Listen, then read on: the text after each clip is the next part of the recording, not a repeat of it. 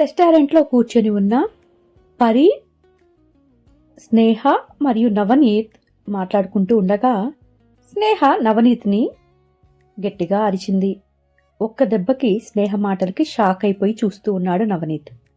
అప్పుడే ఆ రెస్టారెంట్లోకి ఒక అమ్మాయి ఎంటర్ అయ్యింది. ఆ అమ్మాయి దూరంగా నుంచొని చెయ్యి పైకెత్తి నవనీత్ అని పిలిచింది. వెంటనే నవనీత్ అటువైపు తిరుగుతూ హాయ్ రా మాలవిక అంటూ అతని చేతును కూడా పైకెత్తి పిలిచాడు. ఆమె వెంటనే అతని దగ్గరికి వచ్చి తన పక్కనే ఉన్న చైర్ను వెనక్కి లాక్కొని కూర్చుంటూ నవనీత్ వైపు చూసింది. నవనీత్ కూడా అమ్మాయి వైపు నవ్వుతూ చూస్తూ స్నేహ మరియు పర్ణికాకు ఆ అమ్మాయిని పరిచయం చేస్తూ హే, తనే నా గర్ల్ ఫ్రెండ్, తన పేరు మాలవిక అని చెప్పాడు. మరియు మాలవిక వైపు చూస్తూ మాలవిక, నేను పర్ణిక అని చెప్పాను కదా, ఇదిగో తినేం పర్ణిక గారు ఈవిడ అని భయంగా ఆ అమ్మాయి వైపు చూస్తూ స్నేహ వైపు అలాగే ఏమీ మాట్లాడకుండా ఉన్నాడు. అప్పుడు హాయ్, నా పేరు స్నేహ అని తనని తాను పరిచయం చేసుకుంది స్నేహ. మాలవిక వారి వైపు చూస్తూ హాయ్ అండి అంది. చూడండి మాలవిక గారు, మీరు ఇద్దరు ఒకరికొకరు ఇష్టపడ్డారు కదా, మీకు ఇద్దరికీ ఇష్టమైతే ఇంట్లో వాళ్ళని ఒప్పించి లేదంటే వెళ్ళిపోయి పెళ్లి చేసుకోండి. అంతేకాని మీ లైఫ్ కోసం నా ఫ్రెండ్ని బలి చెయ్యాలి అని చూస్తున్నాడు మీ బాస్, మీ బాయ్ ఫ్రెండ్. దాని జోలికి వస్తే నాకు తిక్కలేస్తుంది. అప్పుడు నాకు చిన్నప్పుడు నేర్చుకున్న ఒక లెక్క కూడా బాగా గుర్తుండదు ఆవేశంగా అంటూ స్నేహ మాట్లాడుతూ ఉంది. వెంటనే స్నేహ మాటలకు అడ్డు చెప్తూ స్నేహ గారు, మీ ఫ్రెండ్కి ఏమీ ఇబ్బంది కలిగించను అండి. తిను ఒప్పుకుంటే ఈ క్షణమే పెళ్లి చేసుకుంటాను. పర్ణిక గారికి ఈ విషయం తెలియాలి అనే తినని తీసుకుని వచ్చాను అని అన్నాడు నవనీత్ స్నేహ మాటల్ని అడ్డు చేస్తూ. అప్పుడే అతనికి ఫోన్ వచ్చింది. ఆ ఫోన్ తీసి చూశాడు. అతని తల్లి చేస్తుంది. అందరి ముఖాలు చూశాడు. స్నేహని మాత్రం భయంగా చూస్తూ ఉన్నాడు. అప్పుడు స్నేహ అనుమానంగా చూస్తూ ఎవరు కాల్ చేశారు అని అడిగింది నవనీత్ని. ప్లీజ్ మీరు మాట్లాడకండి, మా మమ్మీ కాల్ చేశారు ప్లీజ్ అని కాల్ లిఫ్ట్ చేసి హలో అమ్మా అని అన్నాడు. హా, నేను పర్ణిక గారితో ఉన్నాను, షాపింగ్ గురించి డేట్స్ గురించి మాట్లాడుకుంటున్నాం అని అబద్ధం చెప్పేశాడు కంగారుగా నవనీత్. స్నేహ చటుక్కున లేచి అతని చెయ్యి నుండి ఫోన్ లాగేసుకుంది. హలో హలో ఆంటీ, నేను పర్ణిక కాదు, తన ఫ్రెండ్ స్నేహని మాట్లాడుతున్నాను. చూడండి, మీ అబ్బాయికి మా ఫ్రెండ్ అంటే ఇష్టం లేదు. తను ప్రేమించిన మాలవికని చేసుకోవాలి అని అనుకుంటున్నాడు. ఇప్పుడు కూడా ఇద్దరు కలిసే ఇక్కడ మా ఎదురు ఉన్నారు రెస్టారెంట్లో. మీ ఇంట్లో ఏదైనా ప్రాబ్లం ఉంటే మీరు తేల్చుకోండి. వేరే అమ్మాయి జీవితాన్ని నాశనం చేయకండి. రేపు పెళ్లి వరకు వచ్చాక వీళ్ళిద్దరూ వెళ్ళిపోతే నా ఫ్రెండ్ పెళ్లి కూతురిలా మండపంలో ఏడుస్తూ కూర్చోవాలా ఏంటి అని లొడలొడ ఆవేశంగా కోపంగా వాళ్ళ అమ్మతో చెప్పేసింది స్నేహ. తను చెప్పాలి అని అనుకుంది అంతా అనేసి ఫోన్ నవనీత్ చేతిలో పెట్టేసింది విసురుగా. తిరిగి పర్ణిక దగ్గరికి వచ్చి కూర్చుంది.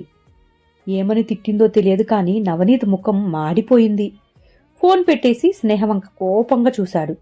అతన్ని పట్టించుకోకుండా లేచి పర్ణిక చేతిని పట్టుకుని లేపి మేం వెళ్తామిక, మీరు తేల్చుకోండి అని స్నేహ నవనీత్ వైపు మాలవిక వైపు కోపంగా చూసి బయటికి నడిచింది.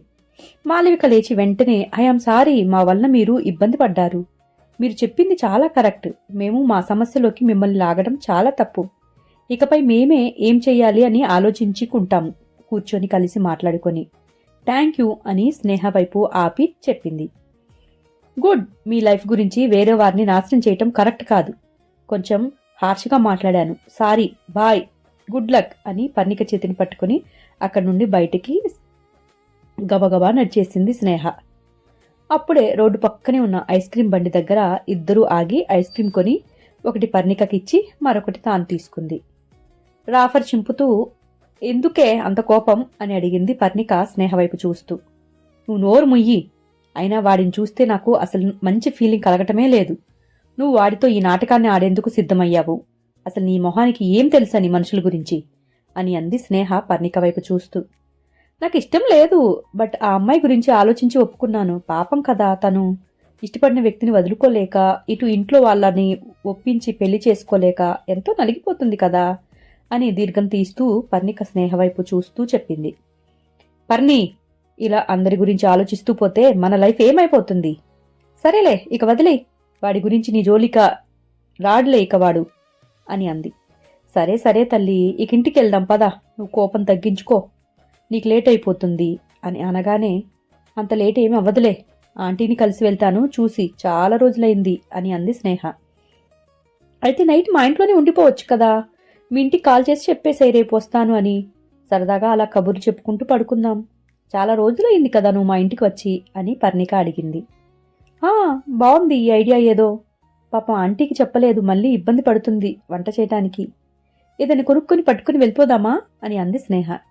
ఏమీ వద్దు, రైస్ తక్కువ అయితే మళ్ళీ పెట్టుకోవచ్చు, ఏముంది దాంట్లో, లేదంటే ఇంట్లో ఏదో ఒక పిండి ఉంటుందిగా, దోసనో గీసనో పోసుకుందాం, టిఫిన్ చేసుకుందాం అని పర్ణిక అనగానే, అయితే ఓకే, ఒక పని చేద్దాం మరి, ఏమైనా స్నాక్స్ పట్టుకుని వెళ్దాం, కబుర్లు చెప్పుకునే అప్పుడు నమలటానికి బాగుంటుంది కదా అని పర్ణిక మాట్లాడనివ్వకుండా పక్కనే ఉన్న స్వీట్ షాప్లోకి దారి తీసింది స్నేహ. పర్ణిక ఆమెనిక ఏమీ అడ్డు చెప్పినా ఆగదని తెలుసుకుని ఫాలో అయిపోయింది స్నేహని. ఒక స్వీట్, ఒక హాట్ ప్యాక్ చేయించింది స్నేహ. పర్ణిక తల్లికి ఇష్టమని కోవా స్వీట్ ప్యాక్ చేయించింది పర్ణిక కూడా. కబుర్లు చెప్పుకుంటూ ఇక ఇద్దరూ బస్టాండ్ చేరారు. బస్సు రాగానే ఎక్కి దొరికిన ప్లేస్లో కూర్చున్నారు. తన తల్లికి కాల్ చేసి పర్ణిక ఇంటిలో ఉంటాను అని చెప్పేసింది స్నేహ. ఇద్దరూ బస్ దిగి పర్ణిక ఇంటికి చేరారు. అప్పటికే మధ్యవర్తి ఫోన్ చేసి విషయం చెప్పడంతో దిగులుగా కూర్చొని ఉంది పర్ణిక తల్లి. ఏం చేయాలో తనకి అర్థం కాలేదు.